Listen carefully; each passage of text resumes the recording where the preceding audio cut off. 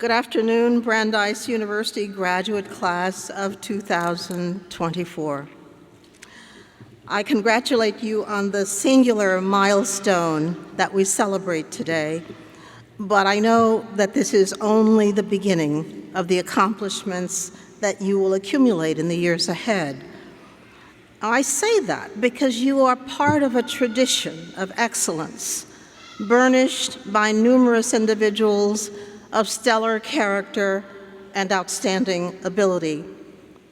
Through your achievements, you now have the opportunity to add significantly to the legacy of this institution, and I am certain that you will do just that.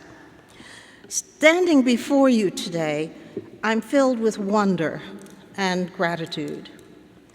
Wonder because of what this institution and its founding represents, as well as for where it stands in the world today. At a time when few institutions have shown over a similar span of time a steady commitment to principles of justice, Brandeis has continued to uphold its values and produce graduates offering proof of the importance of the standards that institutions represent. Whether, like Julianne Richardson, who is creating an archive that properly acknowledges African American history makers, or like Deborah Vial, who founded a new approach to inclusive education, Brandeis graduates amply demonstrate the power of the Brandeis ethic to do justice in the service of others. Created with the aim of ethnic and religious pluralism at a time when few countries and few institutions fully embrace the urgency of such an imperative, Brandeis continues to uphold the bedrock values needed for a strongly and successfully diverse democracy: freedom of expression, civil discourse, respect for diverse cultures, and active engagement in principles of shared governance. So, as one who has felt and will never, ever forget the sting of racial hatred, I am so grateful for the attitude inspired by this institution. I want to dedicate my remarks today to individuals influenced by this institution who in turn shaped my own life and work. We're not always fortunate to live in a time when the best of humankind is manifested. We must therefore often rely on individuals whose vision and efforts point to a more positive future. For our aspirations are invariably fueled by the extent to which we see others envisioning a different and better circumstances. That I had such individuals pointing the way for me in my youth enabled me to have hope when there was none that I could see. They enabled me to imagine a different future when everything about me said that I could not expect a better life. So alongside my studies, I relied on paragons of virtue, captains of energy, and impassioned advocates for change to give me hope. Their actions taught me much about how to be hopeful, and I am grateful for such individuals who are so needed in these troubled times. Robert Jeffrey Zimmer, who graduated summa cum laude from Brandeis in 1968, and whose life had little in common with mine, inspired me to be hopeful in my role as a leader. After serving as chairman of the Department of Mathematics, deputy provost and vice president for research and Argonne Research Laboratory at the University of Chicago, he joined me at Brown as my provost. And that's saying a lot, because in those days, for an eminent academic who is in a prominent position at the University of Chicago to come and work for a Black woman, that doesn't seem like much, I'm sure, to you today, but I think it was a really big deal. While that post was not an easy fit for him, I can't tell you how fortunate I was to have him as my companion in the effort to move that university forward. To say that Bob was tough is an understatement. He was a truth teller in the classic sense. No amount of hedging or prettifying would do when it came to confronting problems. His austerity complemented my more diplomatic style, at least that's what I would call it. He made every effort to follow the truthful path in all that he did. While his work as provost was honorable, his Brandeis training would make of him a singular leader when he became president of the University of Chicago. To read the accomplishments of his administration is to read a playbook in balanced leadership. Whether eliminating loans from financial aid packages or expanding the local reach of the university, his commitment to Brandeis values always shone through. From the launch of centers around the world to the embrace of local initiatives for minorities, rural youth, and veterans, he had no intent to equivocate about his bedrock values.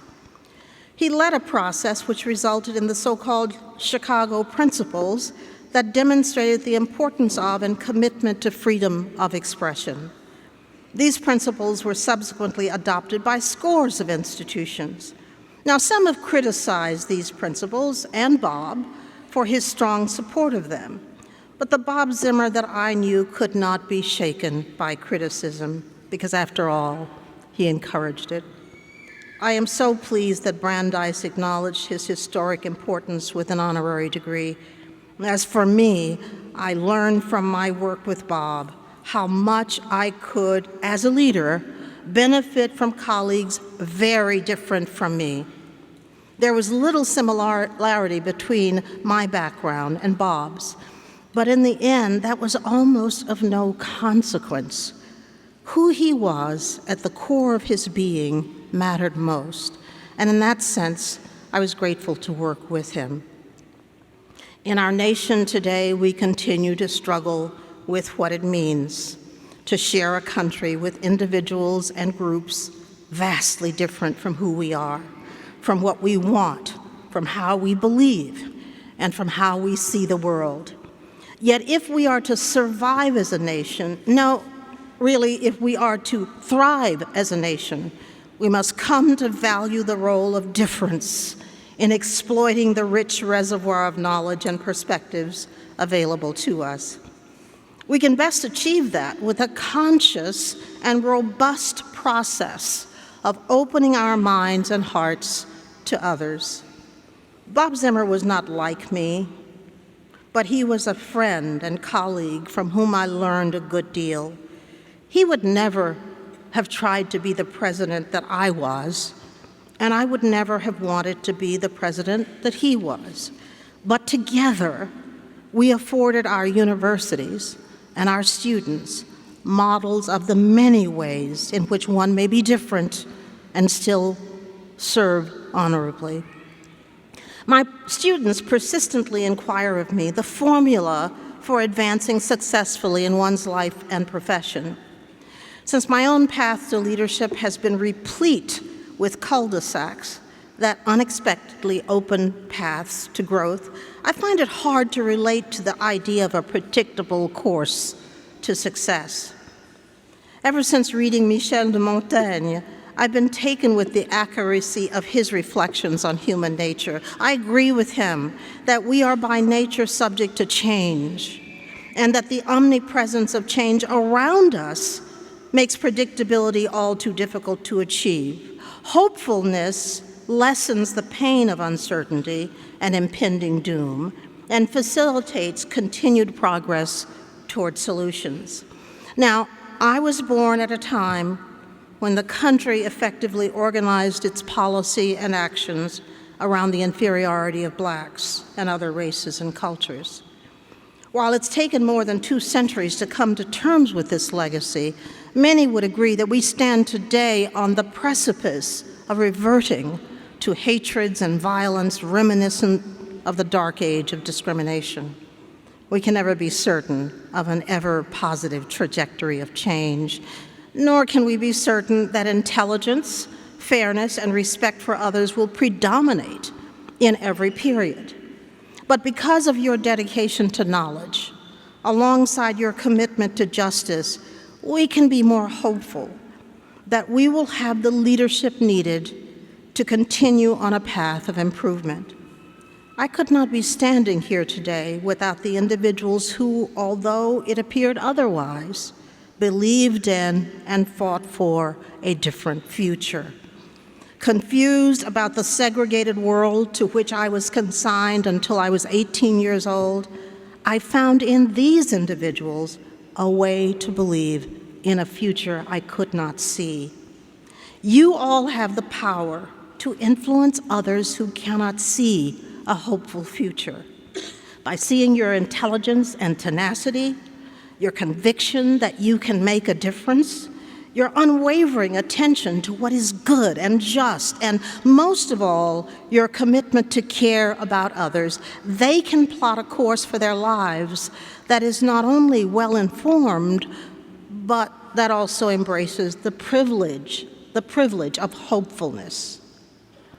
Gary Tenterow, director of the Museum of Fine Arts in Houston, is another Brandeis alumnus, infused, it seems to me, with the spirit of this place. Just when I thought I knew enough about leadership, Gary offered a new perspective.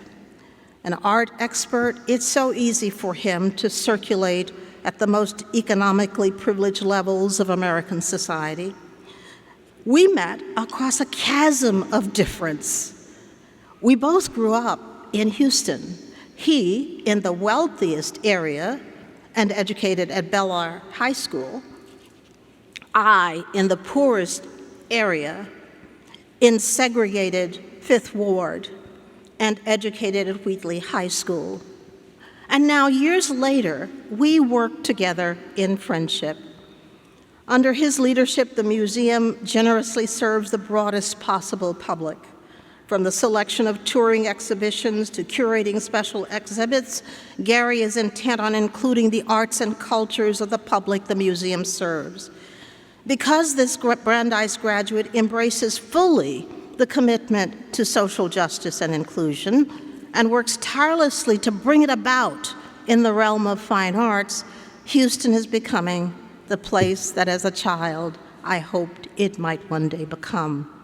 What I'm trying to say to you is this: individuals like Julianne Richardson, Robert Zimmer, Gary Tenterow, and so many others are part and parcel of what we are all called to do. By your decision to develop your knowledge at a high level, you're obligating yourself to take on the burden of hopefulness that creates a path to a different future. My time in college was marked by political violence, a war in Vietnam, a brutal struggle for civil rights, and the assassination of numerous iconic social activists and politicians. I could not see a way through those dark and dangerous times. I also could not see a time when I would be treated fairly, that what I expected to be my life, confined to a narrowness of outlook and possibility, did not unfold as I expected, is due to people like you,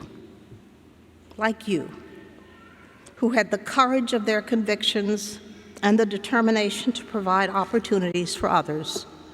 Many today feel that the prospect of a more inclusive society is receding. The future is rife with threats, the suppression of certain freedoms, including the freedom of expression, the growing racial divide, the resurgence of political violence, and so much more. The plaintive question reverberates through every hamlet, town, and city. What is to become of us as a nation?